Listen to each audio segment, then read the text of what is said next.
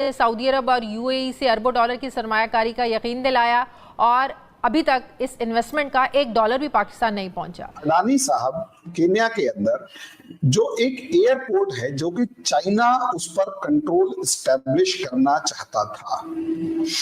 अडानी साहब ने केन्या का वो जो जिबूती एयरपोर्ट है, नैरोबी एयरपोर्ट है, Nairobi Jomo Kenyatta international airport, उसको ओवरटेक कर लिया है। $1.85 बिलियन। अब ये देखें, एक मतलब इंडिया की एक एक कंपनी जो है वो पूरी दुनिया में किस तरह बिजनेस कर रहे हैं। और ये दुनिया में इंडिया से बाहर पहला एयरपोर्ट है जो कि अब उसको कंडक्ट करने का काम, उसको चलाने का काम, उसको मैनेज करने का काम अडानी साहब करेंगे। तो बस I think obviously global recognition, इज्जत की बात है। इज्जत जो जिसने कमा ली वो तो वैसे ही अमीर हो गया। $42 बिलियन जो है पाकिस्तानी जो बेगर्स हैं वो ईयरली जो है वो कंट्रीब्यूट करते हैं पाकिस्तान की इकोनॉमी में भीख मांगकर। तो बहुत दुख के साथ इंडस्ट्री नहीं है, पाकिस्तान ने कभी सुई तक नहीं बनाई। आज हमने भिखारियों की इतनी बड़ी इंडस्ट्री बना लिया है कि उसकी मालियत $42 बिलियन बताई जाती है। सो इसमें देखें कि जो इंडियन इन्वेस्टमेंट है अफ्रीका के अंदर वो तकरीबन $150 बिलियन के करीब होने जा रही है। तो वहाँ के जो बिजनेस कम्युनिटी के लोग हैं, खास तौर पे गौतम अडानी साहब, उनके बारे में कहा जा रहा है कि नेक्स्ट 4 इयर्स में सबसे सेकंड नंबर पे वो आ जाएंगे जिनके पास सबसे ज्यादा डॉलर्स होंगे। अब केन्या के अंदर जो एक एयरपोर्ट है जो कि चाइना उस पर कंट्रोल एस्टेब्लिश करना चाहता था।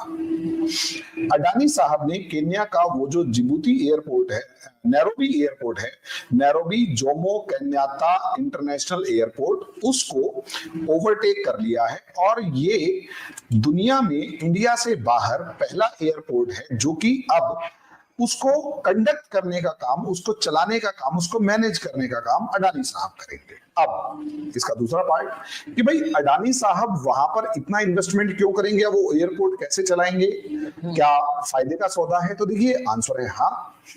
दुनिया में अगर सबसे ज्यादा तेजी से कहीं पर पॉपुलेशन बढ़ रही है तो वो अफ्रीका है। कई कंट्रीज अफ्रीका के ऐसे हैं जहां पर अब अगर आप देखेंगे तो 20% की रेशियो से वहां पर पॉपुलेशन बढ़ रही है। अब क्योंकि पॉपुलेशन वहां है तो मार्केट भी वहां है, मार्केट वहां है तो कंजम्पशन भी वहां है। और सबसे बड़ी बात, अनटच्ड सी कंट्रीज हैं। यूरोप की पॉपुलेशन डाउन हो रही है, कनाडा की पॉपुलेशन डिक्रीज हो रही है, अमेरिका की पॉपुलेशन अगर बढ़ रही है तो वहां के अमेरिकन की वजह से नहीं बल्कि जो इमिग्रेंट्स हैं उनकी वजह से बढ़ रही है।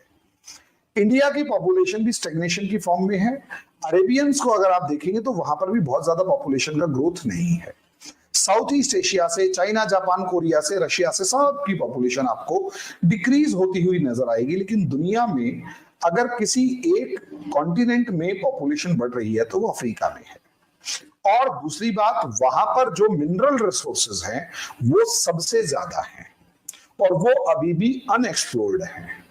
इसीलिए कभी आप देखोगे तो अमेरिका के बिल गेट्स जो है वहां पर बहुत बड़े नंबर में जो फर्टाइल लैंड है उसे परचेज कर रहे हैं और कौड़ियों के दाम परचेज कर रहे हैं। इसी तरीके से आप देखोगे तो चाइना वहां के जितने भी मिनरल रिसोर्सेज वगैरह हैं उन सबको कब्जा करने पर लगा हुआ है।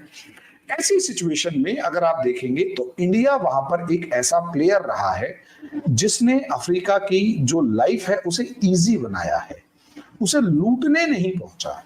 कि अब जो अदानी ग्रुप है it is about to take over Kenyan airport, लेकिन वहां पे फिलहाल एक लोकल कोर्ट ने मसला डाला है क्योंकि वहां पे जो वर्कर्स हैं वो प्रोटेस्ट कर रहे हैं।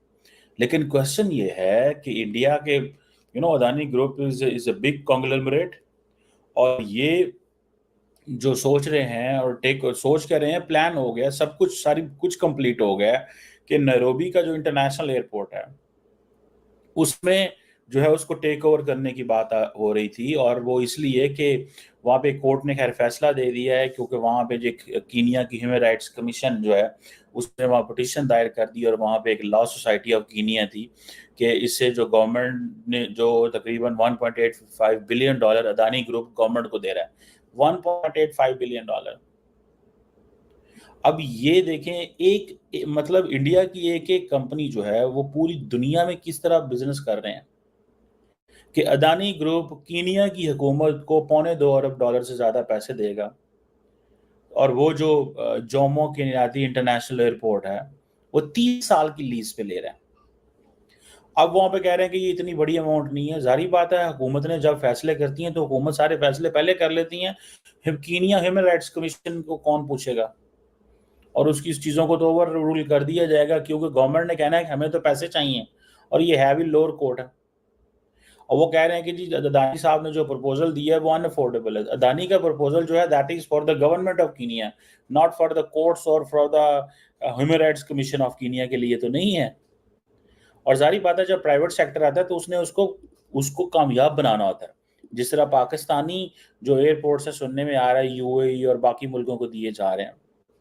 बहरहाल अब देखिए अदानी ग्रुप जो है ये अगर फॉर एग्जांपल कीनिया में, यही तो बात है कि अफ्रीका के अंदर जब इंडिया और अमेरिका ये कहते हैं India America dialogue on Africa क्यों है, इसी वजह से है कि इंडिया का जो प्राइवेट सेक्टर है और इंडिया का जो गवर्नमेंट सेक्टर है उसकी बहुत ज्यादा पेनिट्रेशन है।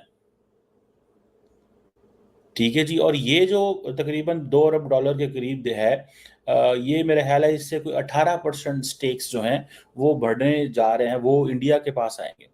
अब देखें, ये फॉर अ मोमेंट तो ये लग रहा है सेटबैक है। इंडियन गवर्नमेंट जो है वो चाहती है कि अफ्रीका के अंदर हमारा इन्फ्लुएंस बढ़े, क्योंकि वहाँ पे चाइना का इन्फ्लुएंस है। सो जहाँ पे मोदी साहब समझते हैं कि अगर इंडियन गवर्नमेंट कुछ नहीं कर पा रही तो वो उस प्राइवेट सेक्टर को आगे कर देते हैं ताकि वो वहाँ पे आगे जाएं।